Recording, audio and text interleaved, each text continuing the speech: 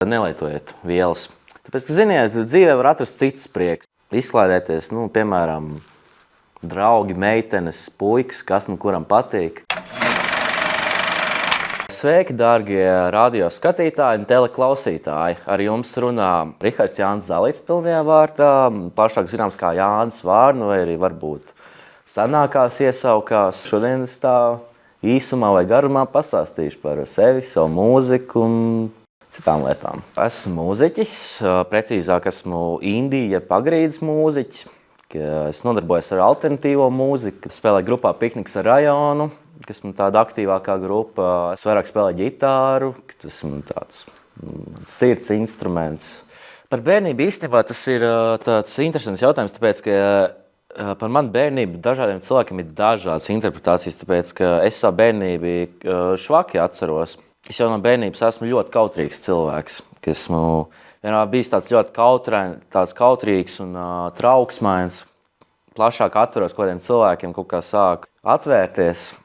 Es atceros to, ka man bērnībā lielākā apsēstība bija vilcieni. Es gribēju būt mašīnists. Tur stāv fanoju par tiem vilcieniem, vienkārši visu pētīju, tur skatījos multenes, tur visu kaut ko darījos. Šito sanāca tāda ironiska stāsts. Bērndārs beidzot mums tur rakstīja mūsu vārdus un prasīja, par ko mēs gribam strādāt un kāda būs mūsu profesija. Un tur tajā lapā man dienu iepriekš teica, es rakstīšu, kas būs mašīnists. Man tur visi iespējami, tur mamma, teica, nē, tu nebūsi mašīnists, tas ir bīstami, tu kādu var noslapkavot. Labi, es vienkārši uzrakstīju dabas pētnieks un kaut kā ironiski sanāk, ka es tagad mācos mašīnistu ne par dabas pētnieku, bet par mūziķi. Precīzāk, es mācos par skaņotāju, ka par mūziķi es nemācos, bet esmu mūziķis. Tā kaut kā dažreiz dzīvē notiek. 2. vai 3. klasē man iepatikās Līvi. Es neatceros, vai man Sēnces ierādīja vai kas, bet tur... Man ritīgi tas iepatikās, man ritīgi iepatikās Jāņa Groduma tēls, kāds viņš bija skatuves tāds, ritīgi patika tas viss, kas bija viņu saistīts, un es gribēju spēlēt bažģitāru. Kaut kā kļuvu par ģitāristu. Par grupām es īstenībā, man šķiet, pirmā grupa man izveidojās, tā ka es kādus 3 mēnešus spēlēju ģitāru. Gadu samaloju.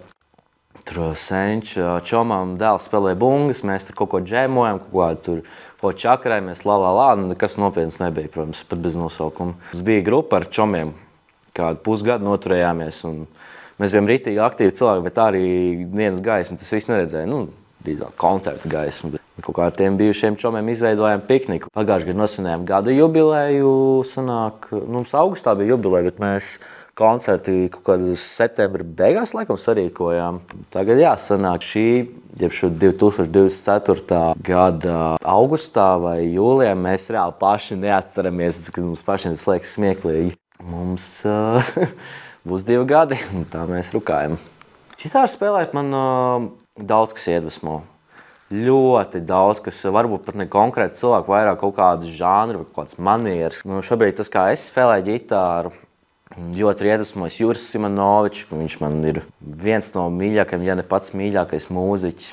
Vēl man patīk Adriana Grīna tehnika, kā viņš tur ļoti interesanti spēlē. Un brīžam arī aizies kaut kādu noise rock. Viņa draugs Rihards Paigla vienkārši arī tur ļoti minimalistiski spēlē, bet arī tā, ar dvēseli. Bet piknikā konkrētāk man ritīgi iedvesmojuši ir arī tas pats Džej Mēskis, ka viņam, es redzēju to interviju, kur viņam uz pedalboarda stāv vienkārši kaudz ar fūžiem. Un es no viņa iedvesmojos. Tādā ziņā, tā kā tie, kur koncertos skatās uz manu pedalboardu, jūs zināt, kurš ir vainīgs pie tā. Ka viņš tur vienkārši ģitāru pārvērst par ugunsmetēju. Reāli tur vienkārši spēlē tos šlāgerīgos akordus, bet ar nežēlīgu troksni. Vienkārši nežēlīgu troksni.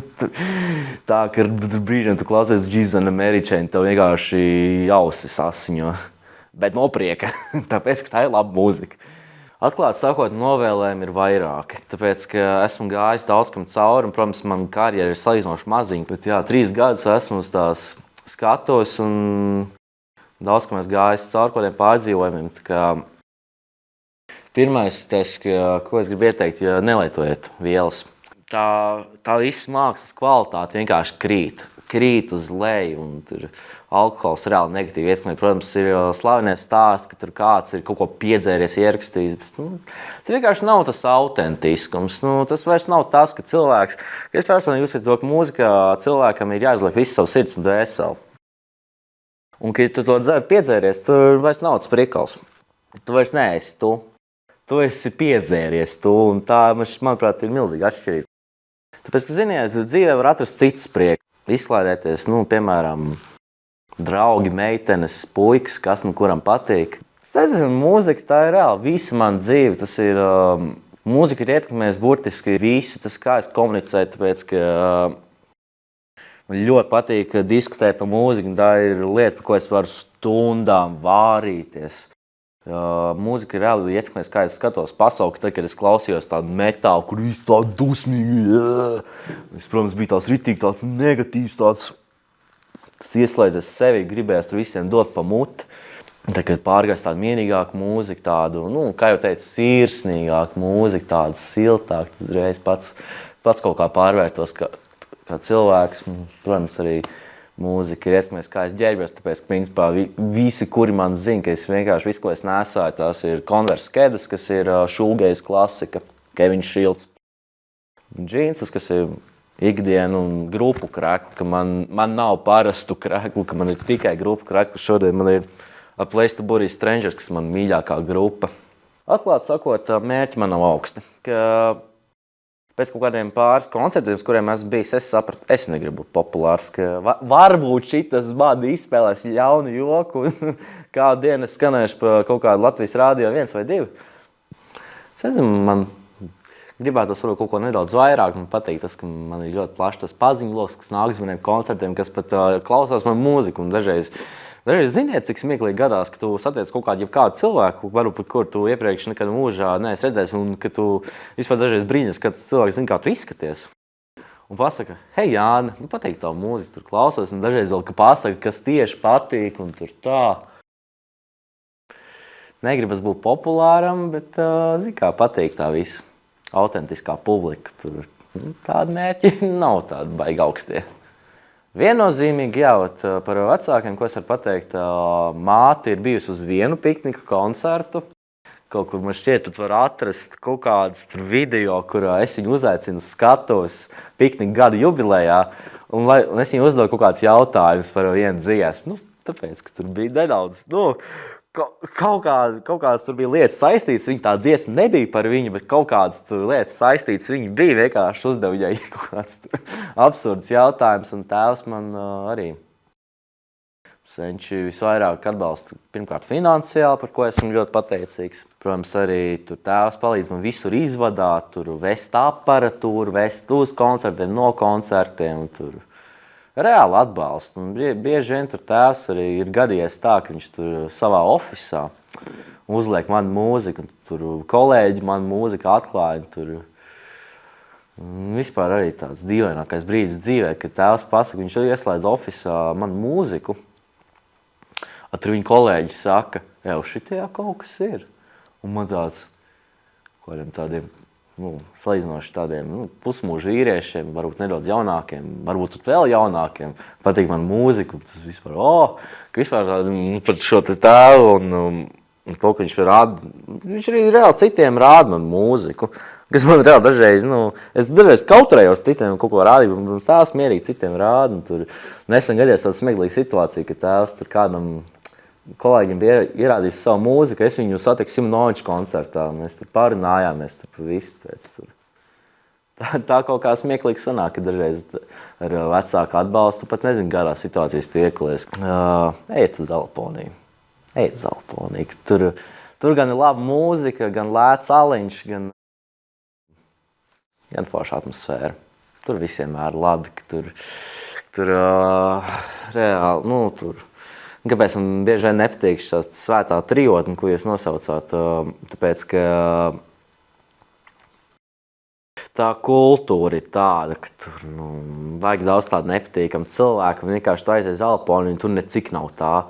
Tur ir reāli tā, kultūrāli cilvēki. Tur principā iet šitie visi literāti, šitie mākslas studenti, un kas tik vēl, tur vienkārši tā publika tāda nobriedušāka. Tur Vienkārši patīk man atrasties tā kā, jā, Elponija. Pēkšņā ziemā atnāca un atņēma manu radiatoru. Tagad es skrienu pa sniegu, meklējot savu jaunu siltumā avotu. Man ir augstī, es drēbu, esmu ietinies siltā šallē.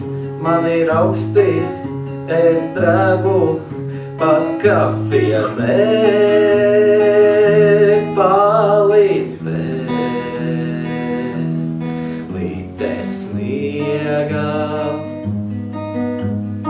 Nežēlīga ziemā vēlīte sniegā. Nežēlīga vientulībā.